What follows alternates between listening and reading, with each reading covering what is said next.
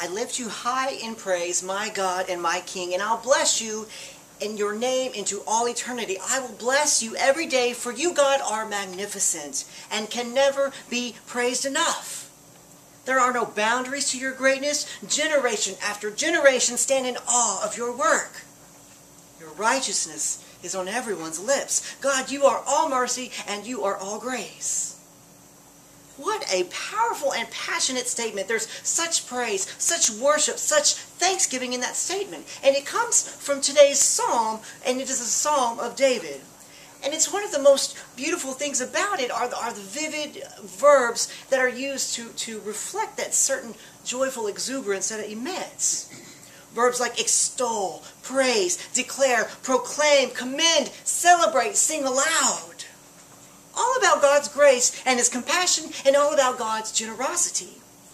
And so I ask you, can you see yourself as the speaker, as the singer, or the author of this glorious masterpiece? Do you live it? And what's really interesting about this psalm is that it is so grand and it is so effusive in its praise of God's awesome works and of His abounding grace, yet it lists absolutely nothing in particular. Most psalms are written mentioning very specific deeds or works, often about exile, hope of return, redemption of Israel, and sometimes things as simple as the year's harvest. But not this one. The psalmist says, Lord, thank you for all your grace, no matter how or where it flows down from. And so the question is, can you be this psalmist? Can you celebrate all of God's compassion and generosity in every shape and form? Can you and do you? You know, I think we've all had that moment when we realized that luck was nothing but a sham. You know, that moment when God's breath was so close, so real, so secure that you knew without a doubt that it was not the luck of life falling on you, but rather the love of Christ that was carrying you, lifting you, and sustaining you. It was the moment when you realized that no matter how big a mess that you had gotten yourself into, somehow, God's love was always greater, great enough to pull you out, clean you off, and to love you even more than before. He is a God of second chances. And once you have that defining moment in your life, it's like the floodgate opened, and you see all the other times in the past where He pulled you ashore, saving you, reviving you each time, even when you didn't think that you deserved saving. He is a God of second chances, a God of living grace. Now, I think most of us are pretty darn good now at recognizing and thanking Him when we experience His compassion in our lives. You can't help but close your eyes and lift your arms and just let it escape from you. Thank you. We hear this, every Sunday, even during Joys and Concerns. It's evident. We hear that praise all the time. But the question is, do we celebrate it in other people's lives in the same manner in which we celebrate it in our own? This is where it gets kind of tricky. It gets kind of hairy. When God extends His finger of mercy into our family, do we celebrate it? Well, yes. Well, what about when He extends it to that parent, perhaps the estranged father, the one that disowned you? Do you celebrate it then? What about to that once friend, now bitter enemy? Are you joyous for grace upon them? Maybe, probably. And what about that ex? You know, the one that cheated on you, the one that drained your bank account, drained your spirit, left you high and dry, hurting, crying in the car? Do you celebrate it then? And now, they are dating someone new. God has seemingly blessed them with love, and he or she is so dang pretty. And now they're engaged. Do you celebrate it then?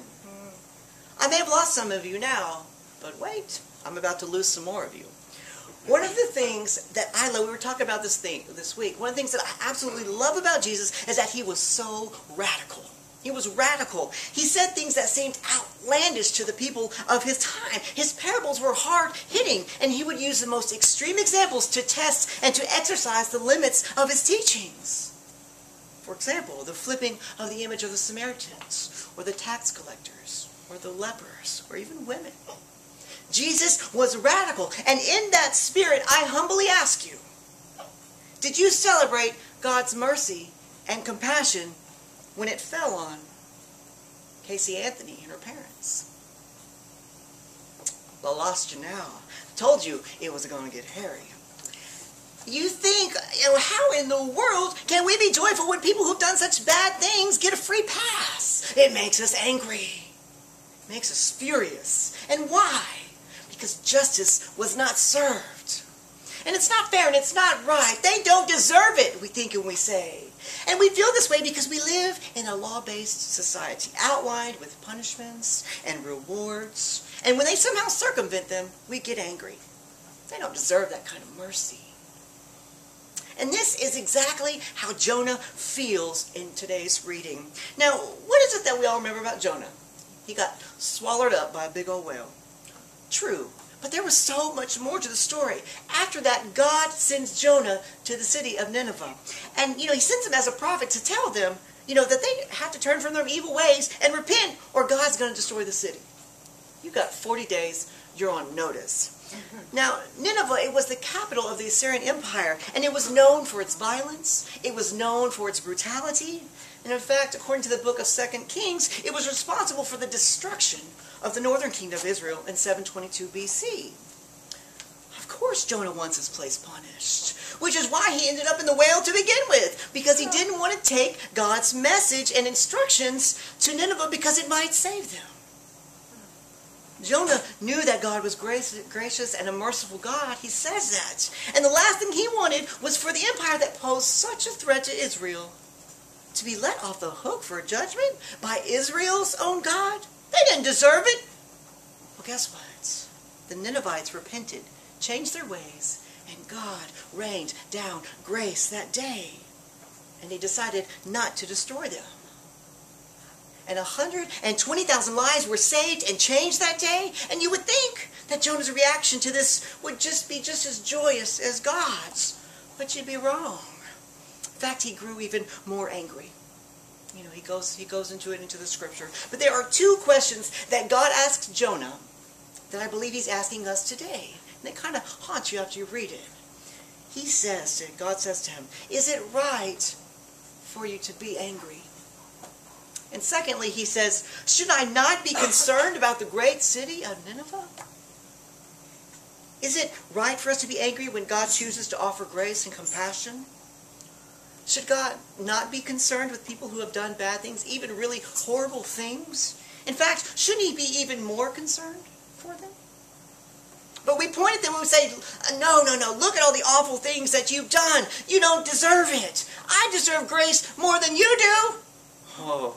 Did you hear that statement? I deserve more grace than you do. That is a slippery slope to start going down. Because aren't they just as much God's children as you and I are?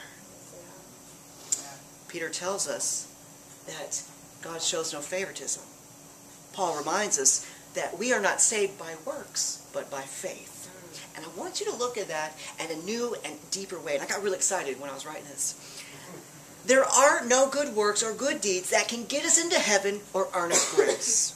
But by the very same token, there are no bad deeds or bad works that can keep us from it, if we have faith. And some may ask, what kind of God offers such biased mercy? And the answer is a just and fair God, one that offers redemption and grace unfailing to everyone equally across the board. That is the kind of God that we serve. And we need to be real careful and thankful that God does extend his grace in this way, instead of listening to us or to the masses. Those times when we think God got it wrong somehow and should have sided with our moral view is very dangerous. Because I guarantee you that there is more than one person in this world that believes that you don't deserve any grace at all. As members and allies of the community, of the gay and lesbian community, we know this better than most people do. And Jesus, in today's gospel, he illustrates this message of equality in the kingdom of heaven by telling the parable of the workers in the vineyard in today's gospel. The story where the laborers work different hours but are paid the same. And every time we hear the story, we always see ourselves as the cheated worker. Always. We are the one grumbling in reality, because generosity fell on someone else, someone other than ourselves. But today I want you to view it with fresh eyes, from a new perspective. It was getting dark, and nervously she paced in their home. She's so worried. Nervously, she sweeps the dirt floor from one side to the next, and she stares into the darkness. She begins to pray, God, where's my William? It's getting late. I know he didn't work today. I went to the market, and I saw him still standing there late in the afternoon. Oh, God, has something happened to him, or is he just too ashamed to come home again, empty-handed? Her prayer is broken by the tug on her dress, and it's her 5-year-old daughter, Liz, asking, Mama, where's Daddy? Is he bringing something to eat? Mama, I'm hungry. And with that, the door burst open, and it's William, and he says, I'm home. Prepare the table. I have a feast. Look, I have cheese. I have figs. I have bread. And for the 2 women in my life, a little bit of honey. Where did you get all of this, she asked. He said, the most amazing thing happened to me today. I was standing in the marketplace waiting for someone to come by and hire me, and the day was getting late, and many gave up, and they just left. A guy came up to me, and he said, why aren't you working? And we all said, well, no one has hired us. And he said, don't worry, I'll hire you. Come on and work. It was late in the day, and I thought, well, at least a few pennies were better than nothing at all. And so I went and I worked in the vineyard. And when I got there were people that had been working all day long. You could tell because they were hot, they were tired, and they were dusty. And we only worked for an hour. And then the landowner, he gathered us up to pay us. And would you believe that he paid us first? And would you believe that he paid us a whole day's wages for the entire day, for just the 1 hour? Oh my gosh. I was so happy. I was so joyous. I ran to the marketplace and I bought all this food. Isn't God awesome? We're going to have a feast tonight. But you know, as I was leaving, I heard some of the other workers, and they were grumbling. They were just so mad. But you know, I didn't say anything. I just came on home, thanking God quietly the whole way. I just couldn't wait to get here and to share this much-needed meal with you both. Let's eat. Let's thank God for the favor He has given us, and pray that kindness also find the other workers tomorrow.